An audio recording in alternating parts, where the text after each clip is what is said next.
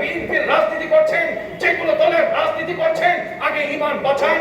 কবরে যেন বাঁচতে হয়, কবরে যেন বাঁচা যায়, পরকালের মুক্তির জন্য এই ঈমানি আন্দোলন, এই ঈমানি আন্দোলনে আমি ইমাম হিসাবে ডাক দিলাম, খতিব হিসাবে ডাক দিলাম, পরকালে আমার পিঠ বাঁচাবার জন্য আমি ডাক দিলাম।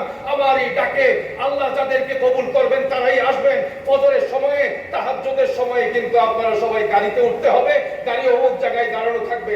আমি তাহাজ্জুদের কথাটা কেন বলছি জানেন? 5ই নভেম্বরে যে মহাসমাবেশ হয়েছিল, এটা মহাসমাবেশ থাকে নাই, মহাজনসমুদ্রে পরিণত হয়েছিল।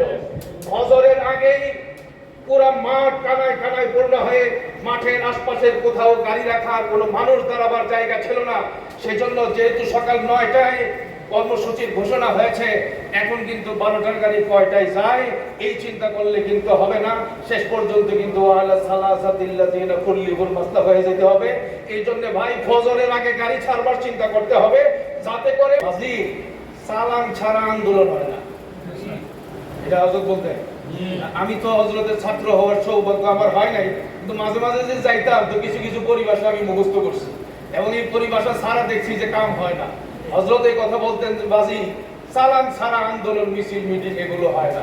ইমানি আন্দোলনের চালান হইল কওমি মাদ্রাসার ওলামা আর ছাত্ররা।